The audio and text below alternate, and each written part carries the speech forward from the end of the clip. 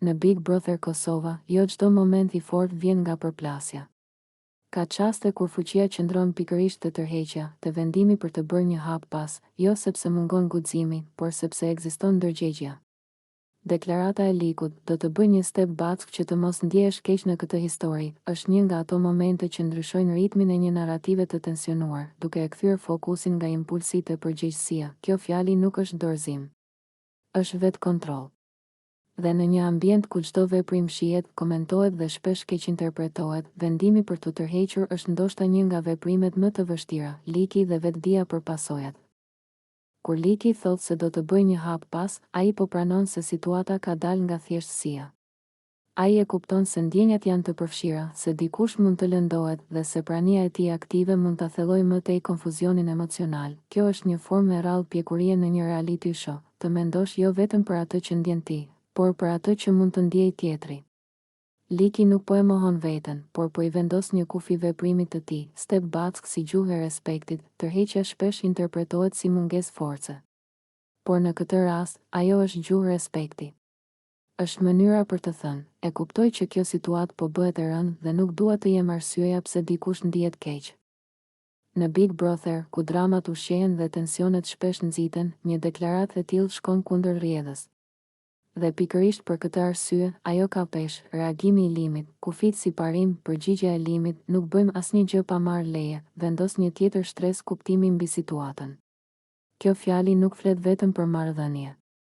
Ajo flet për parim. Për idenë se çdo veprim që prek tjetrin duhet të kalojë përmes respektit dhe pëlqimit. Limi, duke e thënë këtë, po përpiqet të vendosë rregull aty ku emocionet kanë rrezikuar ta shpërbëjnë strukturën. Ai po thotë se impulsiviteti nuk ka vend kur përfshihen ndjenja njerëzore. Pa marrë leje, fjala që rikthën kontrollin, kjo shprehje është e rëndësishme sepse e zhvendos debatin nga dëshirat e pëlqimit. Nga duat e a është në rregull? Në një shtëpi ku kufit shpesh testohen, ky rikthim te parimi i lejes është shenjë e një reflektimi më të thellë. Limi nuk po e mbyll situatën. Ai po e rregullon kornizën e saj, Dolce dhe qëndrimi i përbashkët. Kur Dolce shprehet se është në të njëjtin mendim, situata merr një dimension kolektiv. Nuk është më vetëm një vendim individual. Është dakordsi për të mos e çuar më tej një histori që mund të lëndojë. Dolce, duke u rreshtuar me këtë qëndrim, tregon se e kupton peshën e situatës dhe nuk dëshiron të jetë pjesë e një dinamike që krijon dhimbje.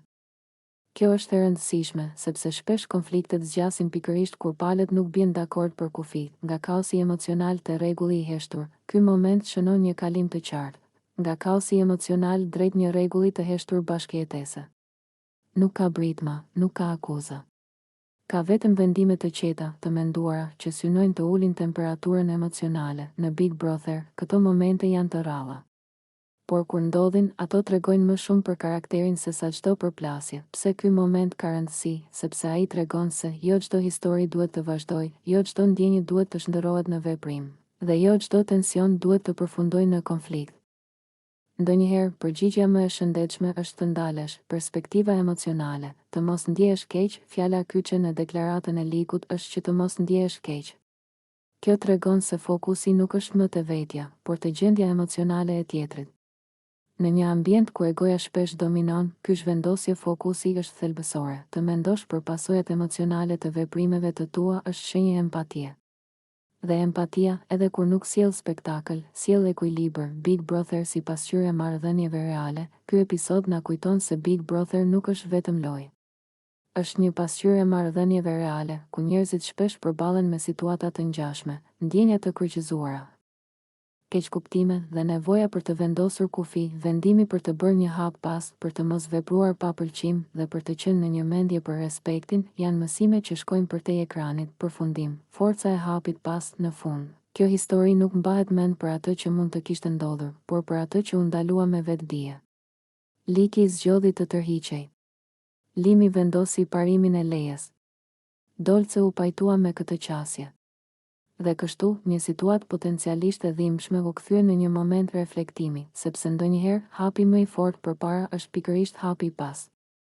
Dhe në një shtëpi ku gjithçka shtyhet drejt ekstremit, zgjedhja për të ndalur është forma më e pastër e pjekurisë emocionale.